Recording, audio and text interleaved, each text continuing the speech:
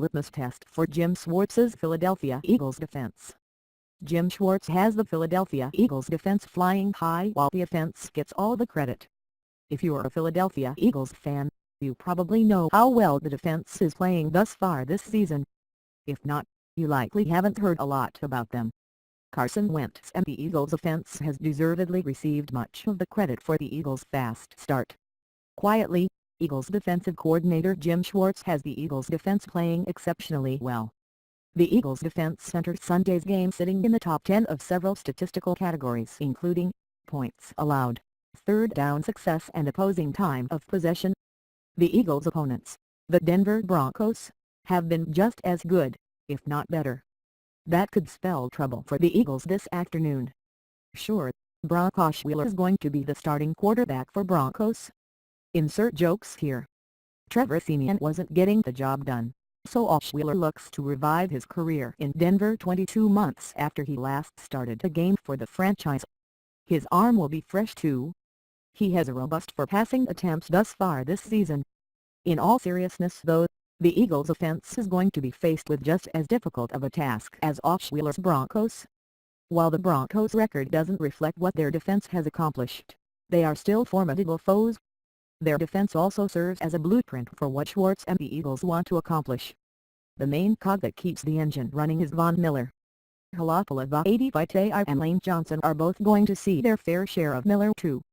Johnson is up for the challenge. Vitae might have different thoughts. Fortunately for Vitae, the Broncos are utilizing Miller in a different manner than previous years.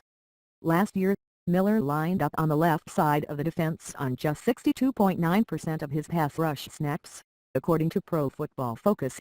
In the Broncos' first 7 games this season, however, he has stayed on the left side 79.1% of the time in pass rush situations. Fortunately, the Eagles have a star defensive lineman of their own in Fletcher Cox. He and the edge pass rushers on the Eagles are going to feast on the Broncos' offensive line. The Broncos have allowed 25 sacks thus far, tied for 6th worst in the NFL. Cox has 4.5 sacks this year, just a half sack shy of team leader Brandon Graham with 5 sacks. Keeping the quarterbacks upright is only part of the battle.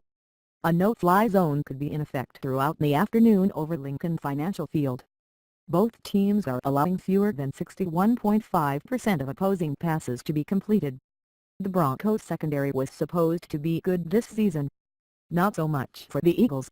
Remember the pessimism? It wasn't just LeBron either. Pro Football Focus ranked the Eagles' secondary dead last before the season. Taking a look at the standings tells you this game favors the Eagles.